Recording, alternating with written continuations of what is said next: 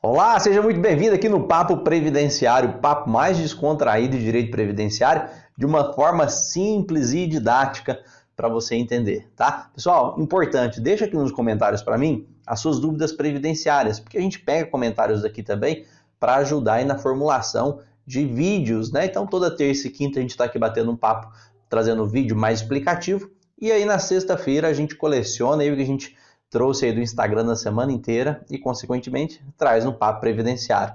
Se não nos acompanha no Instagram, é importantíssimo. Vou deixar meu Instagram aqui, @braguinitorre. Vai lá, segue a gente, que você vai conversar direto com a gente lá, vai responder perguntas, a gente vai estar te ajudando aí todos os dias. Legal? Bom, vamos lá para a primeira pergunta do Papo Previdenciário. Quem me perguntou aqui foi a Renatinha Carminati. Ela pergunta o seguinte: professora efetiva na prefeitura, monocular, quantos anos para aposentar por deficiência? Renatinha, é o seguinte, professor municipal, aí a gente tem os professores vinculados ao regime próprio de Previdência Social e ao regime geral de Previdência Social. Vamos falar aqui primeiro do regime geral de Previdência Social, que é o INSS. Por que isso? Porque muitos municípios não têm regime próprio de previdência e aí eles são vinculados ao INSS, tá? Nesse caso, os professores vinculados ao regime geral, mesmo ele sendo professor, se ele for solicitar aposentadoria por deficiência, vai cair na mesma situação. Ele vai precisar provar aí, no caso da professora, 20 anos na deficiência grave, 24 anos na deficiência moderada e 28 anos na deficiência leve. Se for vinculado a regime próprio de previdência social, a primeira coisa que você vai ter que verificar é se o regime próprio já tem regulamentação na aposentadoria por deficiência. Se não tiver essa regulamentação, vai ser aplicada as regras do regime geral, ou seja, 20 anos para deficiência grave, 24 para deficiência moderada e 28 anos para deficiência leve. Se não tiver essa regulamentação, né, vai aplicar igualzinho no regime geral. Se já tiver a regulamentação da pessoa por deficiência no regime próprio, aí você vai ter que verificar a idade e tempo considerado aí no regime próprio, consequentemente, né, de acordo com a situação específica sua. Mas, via de regra, eles estão seguindo esse tempo, tá bom? Então, mesmo você sendo professora, quando você quer aposentar por deficiência, segue a regra da aposentadoria da pessoa com deficiência, abrindo mão das regras da aposentadoria e do professor. Legal? Vamos lá? Próxima pergunta aqui. Vamos ver de quem que é a próxima pergunta que a gente tem aqui. A próxima é da Monique EQ _. Ela pergunta o seguinte, olha só. O que significa classe alterada para cumprimento de sentença contra a fazenda pública? Monique, vamos entender por partes. O processo judicial ele é dividido em partes. Então, primeiro a gente tem a parte de conhecimento. O que é a parte de conhecimento? É na onde você vai expor os seus fatos que levaram você a judicializar uma ação contra o INSS. Falou assim, olha, eu tenho o direito de aposentar por isso, por isso, por isso, o INSS está errado nesses pontos, e esses são argumentos que eu utilizo para comprovar que eu tenho direito a esse benefício.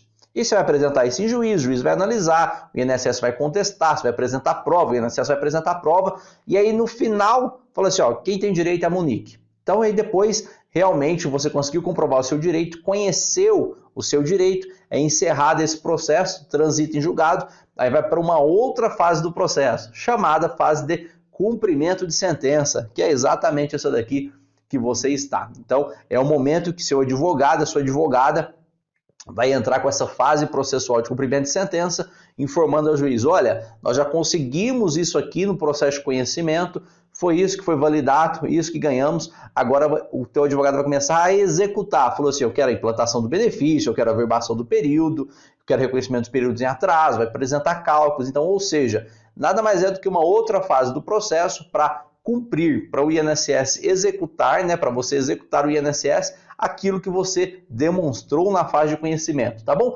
Nada mais é do que uma outra fase processual dentro do mesmo processo. Legal? Vamos lá para a próxima? Próxima pergunta que eu tenho aqui é do Furtado Cícero Pereira. O Furtado pergunta o seguinte, olha só. Quem pagou INSS até outubro tem direito ao auxílio-doença?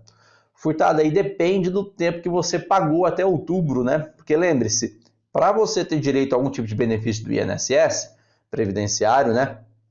Salvo salário e maternidade, salvo outro benefício, via de regra, salvo acidente de trabalho, né? Você tem que ter aí 12 meses de contribuição consecutivas, é a carência mínima que você precisa ter, legal? Se você teve essa carência mínima, você aí vai ter o período aí de graça, que a gente chama, né? Período de segurado. Eu vou deixar o vídeo aqui certinho, explicando para você sobre o período de graça, que pode ser de 12, de 24 ou de 36 meses. Então aí tem algumas situações. Se você foge à regra, né, desse período aí de carência mínima, são pessoas aí com doenças graves, são pessoas que sofreram acidente de trabalho, salário maternidade também, que tem uma carência mínima e contributiva. Mas, se for o seu caso, se você tem a carência, se você deixou de contribuir com o INSS em outubro, já pagou a carência, é bem provável que você tenha direito a receber o auxílio-doença, porque tem pouco tempo aí que você está sem contribuir, tá bom? Busque um advogado, uma advogada aí de sua confiança para ele analisar esse tempo de carência.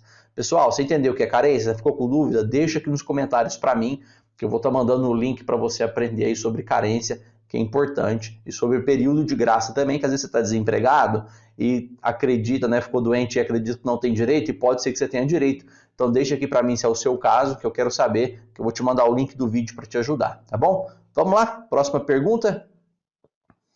Próxima pergunta aqui é da Michele Pereira Bá. A Michele pergunta o seguinte: posso ser prejudicado devido às greves do perito? Nossa, quanta gente sofreu com isso, hein?